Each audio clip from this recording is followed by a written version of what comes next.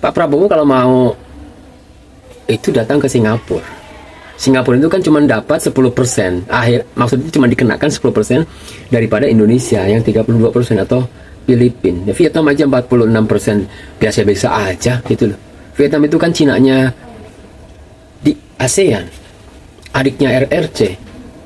Gitu. Ya, makanya dia dikenakan 46%, tapi ya biasa-biasa aja. Dia merespon sesuatu yang memang dia pikir udah dia tidak bisa intervensi secara dalam. Selamat datang di podcast Jadi Gini Lur. Disclaimer, Jadi Gini Lur adalah podcast berisi opini random dari Om DJ. Kadang cukup didengar saja tanpa perlu dikomentari apalagi diperdebatkan. Karena debat kusir justru bisa bikin energi habis percuma. Meski interaksi dan engagement itu penting di media sosial, yang lebih utama adalah menikmati obrolannya dengan santai. Selamat mendengarkan. Nah, jadi gini Lur. Ya sepertinya tiba-tiba Pak Prabowo ini panik atas kebijakan tarif Trump 32% terhadap Indonesia. Gitu kan? Tiba-tiba Pak Prabowo ini seperti kehilangan arah kendali ataupun seperti kebakaran jenggot dan tiba-tiba terbang ke Malaysia ketemu dengan Pak Anwar Ibrahim untuk mendiskusikan masalah ini. Meskipun sampai hari ini belum ada rilisnya tuh apa saja poin-poin yang didiskusikan mereka berdua. Kita lihat dulu pemberitaan dari Kompas yang saya convert dari web reading menjadi web listening dengan teknologi AI masa kini di HP 2 jutaan. Jadi sebenarnya apa yang terjadi gitu loh, ya kan? Kita ini kan cukup diperhitungkan di dalam kancahnya ASEAN. Indonesia ini malah dicanangkan bahwa Jakarta akan menjadi ibu kota ASEAN. Sementara ibu kota kita akan pindah ke IKN. Tapi kok tiba-tiba kita yang harus terbang ke sana? Seperti, halo Pak, minta tolong ini gimana ya gitu kan? Rekanan bakulan saya kok menaikkan harga umpamanya gitu. Jadi saya mau kemana? Sorry ya, saya bukan seorang ahli ekonomi atau seorang ekonom maupun seorang ahli di bidang, tapi saya seorang UMKM yang melihat bahwa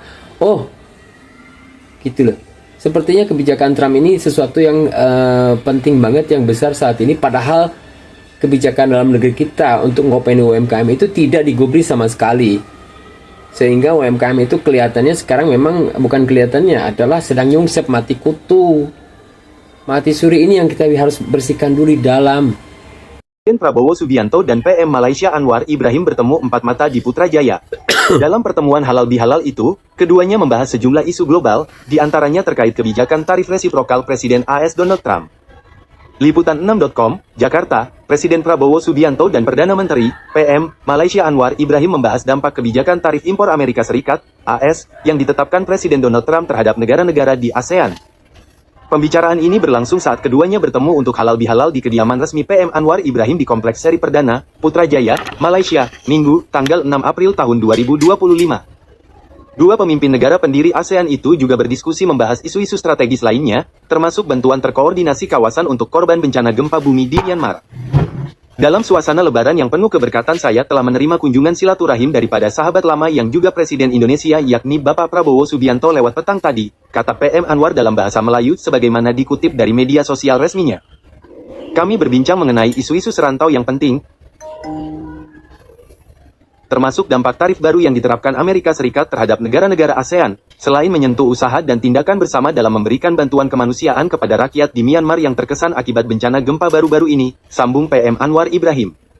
Seperti dilansir Antara, Anwar tidak mengungkap lebih detail mengenai isi diskusinya dengan Presiden Prabowo terkait kebijakan tarif Trump. Di sisi lain, Presiden Prabowo juga belum mengungkap isi percakapannya dengan Anwar, terutama terkait respon. Why? It's stuck in the middle. Ini kayaknya juga masih beta soalnya. Oke, at least I'm happy with that.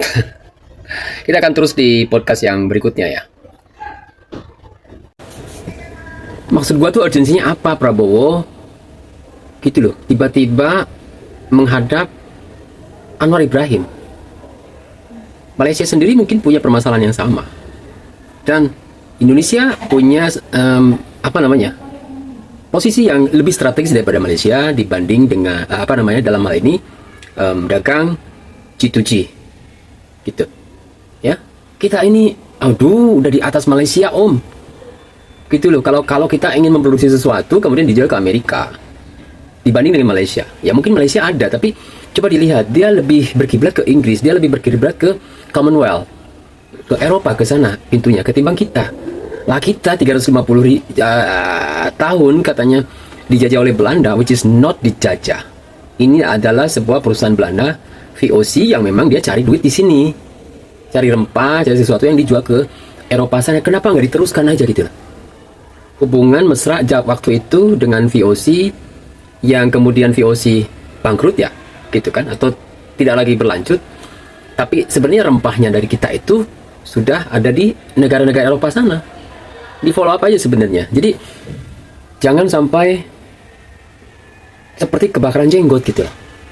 Amerika menetapkan kebijakan import mereka dan kita kalang kabut karena dikenakan pajak 32% biaya masuk ke Amerika. Emang siapa sih yang mengekspor ke Amerika itu kecuali perusahaan-perusahaan besar yang notabene adalah kapitalis, bukan UMKM. It's a private sector yang ke sana itu. Ya biarkan saja mereka menyikapi dengan caranya mereka sendiri. Kita fokus secara domestik aja Pak, gitu loh. 280 juta itu populasi negara kita. Ya, sebenarnya kita itu nggak perlu dunia luar gitu. We just focus on what we have. Kalau kita sesekali harus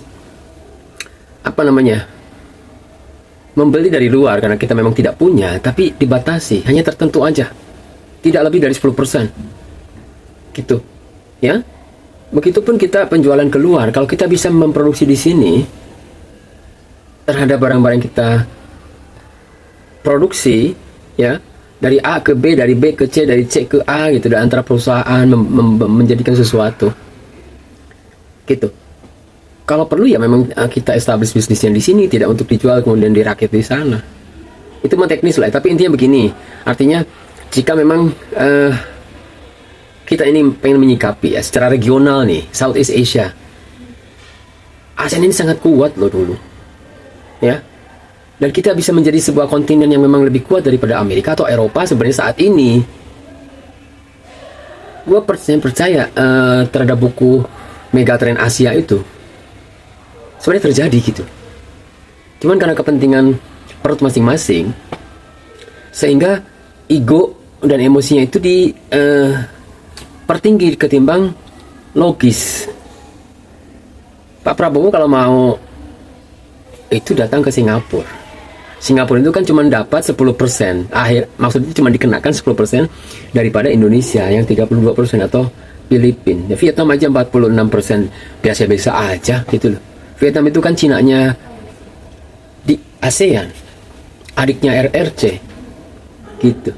Ya, makanya dia dikenakan 46%, tapi ya biasa-biasa aja, dia merespon sesuatu yang memang dia pikir udah dia tidak bisa intervensi secara dalam, ya dihormati aja gitu keputusannya Pak Trump. Kemudian kita lakukan langkah-langkah strategis yang memang tidak merugikan dari kebijakan ini, malah akan mencari sebuah market baru. Ya biarkan aja gitu lah. Kalau konsekuensinya nanti Amerika kekurangan bahan baku dan sebagainya, mereka akan mencari sendiri bagaimana cara jalan keluarnya. Mungkin yang selama ini mengimpor sesuatu dari Indonesia, mereka akan cari di sana membuatkan sesuatu. Toh yang mereka bicarakan itu kan dalam skala industri ya, bukan sesuatu yang sifatnya basic, sembako, bukan. Gitu. So, difokus saja terhadap domestic market kita. Kalau kita sudah fokus apa yang kita lakukan, apa yang kita perbuat, apa yang kita bikin dijual kepada dikonsumsi terhadap saudara-saudara kita sendiri, itu saling mendukung. Intinya perekonomian kita akan bangkit dan akan kuat. Jangan tergantung sama Amerika. Jangan tergantung sama ekspor. Ya, terutama para UMKM. Karena sebenarnya bunyi ekspor atau bunyi import Nah, terutama ekspor yang kiranya sedang digenjot oleh pemerintah kita keluar, terutama ke Cina ya. Gitu loh. Ekspor apa ke Cina gitu loh. Terutama dari UMKM. Ini hanya masalah, gua ada data ini kan, orang-orang yang mengekspor ke Cina. Ada data orang-orang mengekspor ke sini gitu kan. Artinya, ini kan hanya masalah diplomasi politik gitu. Bahwa tidak terlalu ada ketimpangan. Ya mungkin aja kan. Produk-produk UMKM kita diekspor ke Cina, ada sebuah database besar di situ. Oh, ternyata Indonesia bisa bikin kayak gini nih, laku nih kayak begini, dia bisa bisa membuat sesuatu yang gue inginkan, ya kan? Umpamanya gini lah, lu main bakpia gitu kan, lu produksi bakpia, tapi bakpianya orang Cina itu kan harusnya begini nih, budayanya mereka tuh kayak begini, bukan kayak budaya orang Jawa gitu. Terus mereka bikin speknya, bikin formulanya gitu kan, terus dikirim ke sini. Terus orang kita bisa bikin yang seperti itu bakpianya pokoknya. Kemudian diorder, dikirim ke sana. Itu. Artinya, oh ya ini mampu. Berarti kalau gua ngedrop gandum sekian juta ton per tahun, gula dan sebagainya. Ini sesuatu yang memang database besar yang bisa diolah oleh para pebisnis gitu, terutama dari pihak luar. Gitu. Jadi hati-hati dengan istilah ekspor sama import karena ini pun menjadi jebakan untuk UMKM. Thank you. Sekian podcast Om DJ kali ini, semoga bermanfaat dan ingat bahwa tidak untuk didebat kusirkan.